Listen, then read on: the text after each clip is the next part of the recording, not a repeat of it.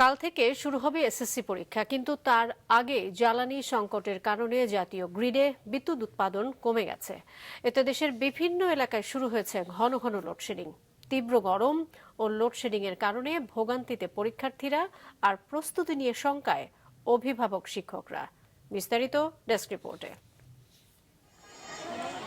মঙ্গলবার থেকে সারা দেশে শুরু হচ্ছে এসএসসি ও সমমানের পরীক্ষা।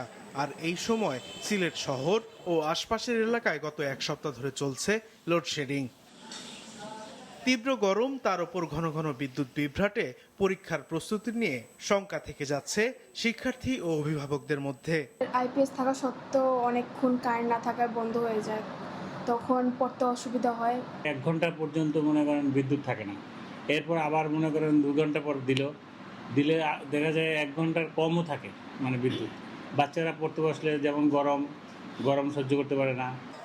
লালমনিরহাটের 5 উপজেলায় দিনের একটি বড় সময় থাকছে না বিদ্যুৎ। সদর, আদিতমারি, কালীগঞ্জ, হাতীবান্ধা ও পাটগ্রামের গ্রামীণ এলাকায় লোডশেডিং হচ্ছে 8 থেকে 10 ঘন্টা পর্যন্ত। সরকারের কাছে আশা করব যাতে লোডশেডিং কমিয়ে আনা যায়, যাতে আমরা সঠিকভাবে পড়াশোনা করতে পারি। আমরা এবার এসএসসি পরীক্ষা দিব, এরকম সমস্যা দেখা দিলে আমরা তো ঠিকমতো পড়তে পাইতেছি না। প্রায় একই পরিস্থিতি লক্ষ্মীপুরে। ঘন ঘন লোডশেডিং এসএসসি পরীক্ষা ও ফলাফলের জন্য বিরূপ প্রভাব ফেলবে বলে বলছেন শিক্ষকরা। শিক্ষার্থীরা এখন এই মুহূর্তে সর্বশেষ যে প্রস্তুতি নিয়ে তারা সেন্টারে যাবে, সেই প্রস্তুতি নিতে পারছে না লোডশেডিং এর কারণে, যে বাসায় পড়ালেখা করতে পারছে না। অনেক শিক্ষার্থী বলছে স্যার মোমবাতি আমাদেরকে নিতে হচ্ছে। আসলে এই সময়ে এই যুগে এসে শিক্ষার্থীরা যেখানে ইলেকট্রিসিটির মধ্যে পড়াশোনাতে অভ্যস্ত, সেখানে আসলে মোমবাতি দিয়েও হয় না। নোয়াখালী কোম্পানিগঞ্জ উপজেলার মুসাপুর উচ্চ বিদ্যালয়ে এসএসসি পরীক্ষার্থীদের বিদায় অনুষ্ঠানেও ছিল না বিদ্যুৎ। পরীক্ষার্থীরা বলছেন ঘন ঘন লোডশেডিং এর প্রভাব পড়েছে তাদের প্রস্তুতিতে। বিদ্যুৎ না থাকার কারণে আমরা পরীক্ষার প্রিপারেশনটা ভালো করে নিতে পারিনি। সন্ধ্যায় যদি 6টায় পড়তে বসি, মাঝে মাঝে দেখা যায় 10টায় কারণটা আসে। পার্বত্য জেলা খাগড়াছড়িতেও গত এক সপ্তাহ ধরে হচ্ছে ঘন ঘন লোডশেডিং।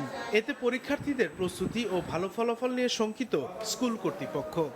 এত দাম তেল কেনার সামর্থ্য নেই, তো আমরা সরকারকে অনুরোধ করব যাতে এই লোড সেটিংটা বন্ধ করা হয়। যেভাবে আমাদের রিসেন্টলি বিদ্যুতের অবস্থা চলতেছে খাগড়াছড়িতে, এই সারা দিনের মধ্যে কয়েক ঘন্টায় বিদ্যুৎ থাকে, তো এই বিদ্যুতের স্বল্পতার কারণে ছেলেমেয়েরা কিভাবে পড়াশোনা করে এসেছে পরীক্ষায় অংশগ্রহণ করে ভালো করবে।